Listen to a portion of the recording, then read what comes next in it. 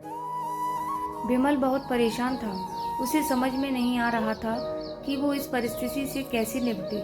वो अपनी माँ को बहुत चाहता था, किंतु उसकी पत्नी और बच्चे उसकी माँ से बहुत दूर भागते थे, क्योंकि उसकी माँ की एक आंख नहीं थी, साथ ही उनकी कमर भी 90 अंश पर झुकी थी। वैसे वह अपना काम सब खुद कर लेती थी, किंतु फिर भी वो उसकी पत्नी और बच्चे के लिए हमेशा कटकती हैं। दादी, आप ऊपर के कमरे में जाओ, मेरे दोस्त आ रहे हैं। विमल के बेटे अखिल ने बड़ी बेरुखी से कहा, पर बेटा, मैं तो यहाँ बहुत दूर बैठी हूँ।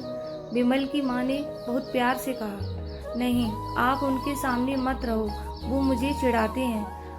अखिल ने जोर से डांटते हुए कहा, क्या हुआ अखिल, क्यों चिल्ला रहे हो?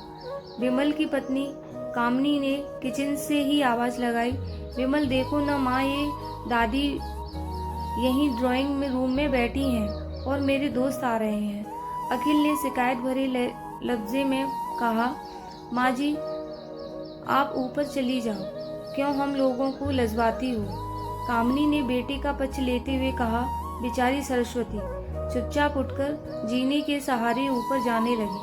कमर झुकी होने के कारण उन्हें ऊपर चढ़ने में बहुत परेशानी हो रही थी, किंतु वो पूरी ताकत से ऊपर के एक अकेले कोने वाले कमरे में जाकर बैठ गई।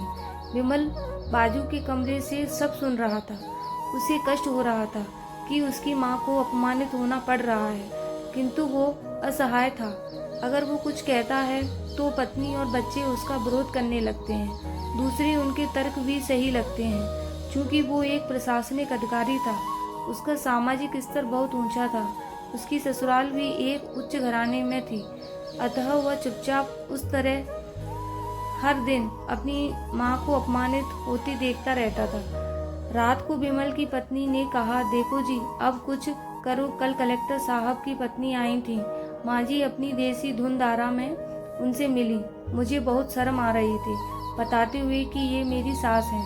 मैंने कह दिया कि दूर की रिश्तेदार है, इलाज कराने आई हैं। विमल को रोना आ गया, किंतु फिर भी वह चुप रहा। उसे समझ में नहीं आ रहा था कि वो क्या करे। अपने बेटे की मनस्थिति को सरस्वती अच्छी तरह से जानती थी और बेटे को कोई कष्ट न हो, इसीलिए वो हर बात को चुपचाप सह लेती थी। विमल बहुत उदास रहने लगा। एक दिन परिवार और सामाजिक स्तर पर जीने की प्रतिबद्धता थी, तो दूसरी ओर माँ से अपने बेटे की यह हालत नहीं देखी गई। एक दिन उसने अपने बेटे से कहा, विमल, बहुत दिन हो गए हैं, मैं अपने गांव जाना चाहती हूँ, मुझे वहाँ पहुँचा दो।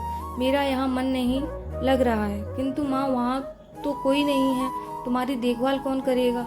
विमल ने आश्चर्य से पूछा, अरे सब गांव वाले तो हैं, और वो तुम्हारे मामा जी तो उसी गांव में रहते हैं, और फिर हम सारी व्यवस्थाएं कर आएंगे ना। कामनी को तो जैसे मन की मुराद मिल गई हो। हाँ बेटा, बहू सही कह रही है, सरस्वती ने लंबी सांस लेते हुए कहा।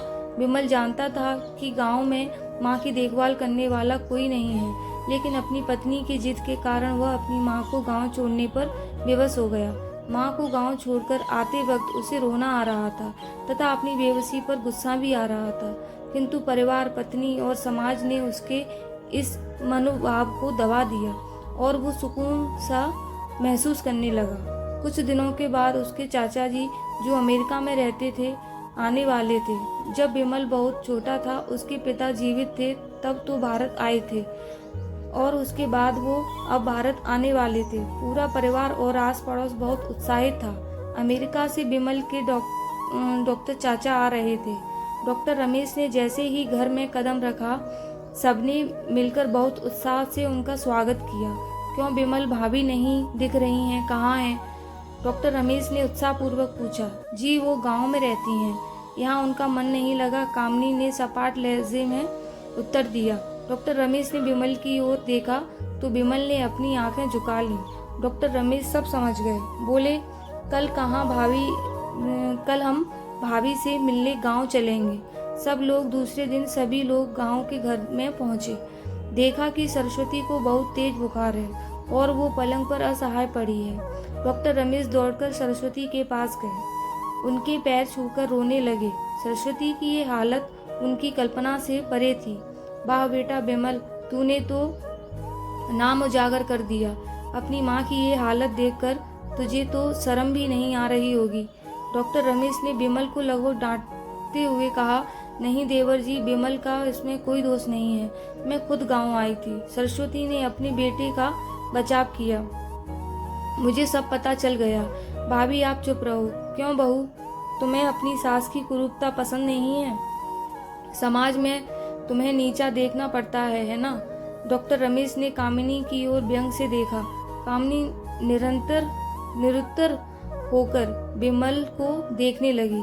आज तुम जिस सामाजिक स्तर पर हो वो इन्हीं के संघर्षों की देन है।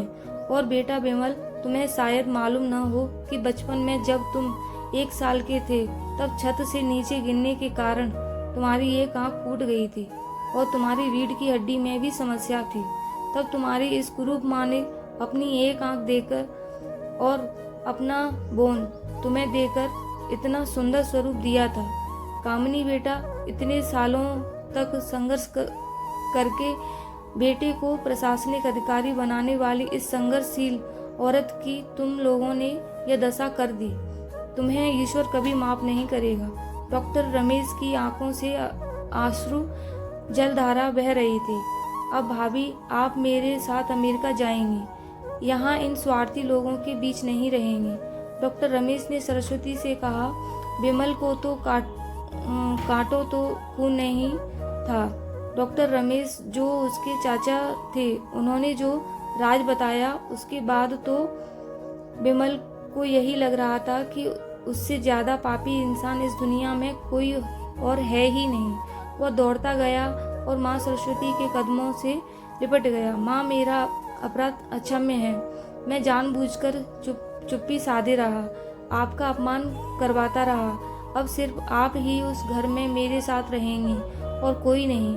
बिमल ने आग्नेय दृष्टि से अपनी पत्नी और बच्चों को देखा।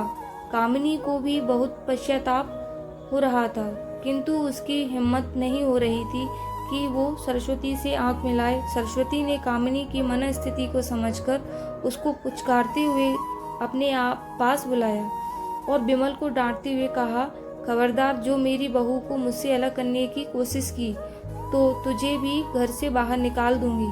कामिनी और बच्चों ने सरस्वती के पैर पड़ते हुए अपने व्यवहार पर माफी मांगी और माँ के हृदय ने सबको माफ कर दिया। दोस्तों, ये कहानी आपको कैसी लगी? अगर आपको अच्छी लगी है तो प्लीज़ मेरे चैनल को लाइक कीजिए, शेयर कीजिए, सब्सक्राइब कीजिए। कहानी सुनने के लिए आपका बहुत बहुत धन्यवाद।